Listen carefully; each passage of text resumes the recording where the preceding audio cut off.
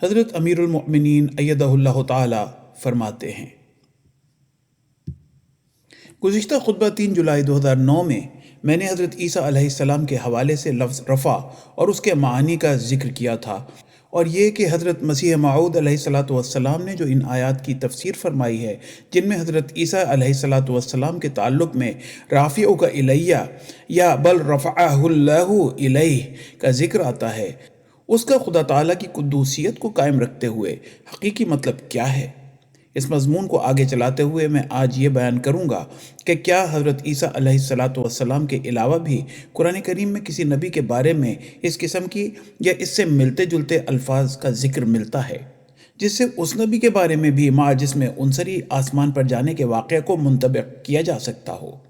اس سلسلے میں قرآن کریم کی ایک آیت ہے جو حضرت ادریس علیہ السلام سے متعلق ہے۔ اللہ تعالیٰ قرآن کریم میں فرماتا ہے، یہ سورہ مریم کی آیت نمبر 57-58 ہے، وَاذْكُرْ فِي الْكِتَابِ إِدْرِيسَ إِنَّهُ كَانَ صِدِّيقًا نَبِيًّا وَرَفَعْنَاهُ مَكَانًا عَلِيًّا۔ سورہ مریم آیت 57-58۔ اور اس کتاب میں ادریس کا ذکر بھی کر، یقیناً وہ بہت سچا اور نبی تھا اور ہم نے اس کا ایک بلند مقام کی طرف رفع کیا تھا۔ اب دیکھیں ان آیات میں حضرت ادریس علیہ السلام کو حضرت عیسیٰ علیہ السلام سے زیادہ مقام دیا گیا ہے۔ حضرت عیسیٰ علیہ السلام کے بارے میں تو لکھا ہے کہ بل رفعہ اللہ الیہ، کہ خدا تعالیٰ نے اسے اپنی طرف اٹھا لیا، لیکن حضرت ادریس علیہ السلام کے بارے میں لکھا ہے کہ وَرَفَعْنَاهُ مَكَانًا عَلِيًّا، کہ ہم نے اسے ایک بلند مقام پر اٹھا لیا۔ بس مسلمانوں کو تو قرآن کریم کی تعلیم کے مطابق اس طرف توجہ کرنی چاہیے، اور اب جب کہ خدا تعالیٰ کے برگزیدہ اور امام الزمان نے خدا تعالیٰ سے اطلاع پا کر یہ تمام معاملہ جو ہے آسمان پر جانے کا وہ روز روشن کی طرح کھول دیا ہے کہ تمام انبیاء کا رفع ہوتا ہے اور روحانی ہوتا ہے، اسی طرح حضرت عیسیٰ علیہ السلام کا بھی رفع ہوا اور وہ روحانی رفع تھا۔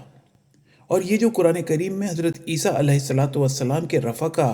2 آیات میں ذکر کیا گیا ہے، یہ خاص طور پر اس لیے ذکر کیا گیا اور اس سیاق و سباق کے ساتھ ذکر کیا گیا کہ یہودیوں نے حضرت عیسیٰ علیہ السلام پر الزام لگایا تھا کہ جو صلیب پر چڑھتا ہے وہ لعنتی موت مرتا ہے، نعوذ باللہ۔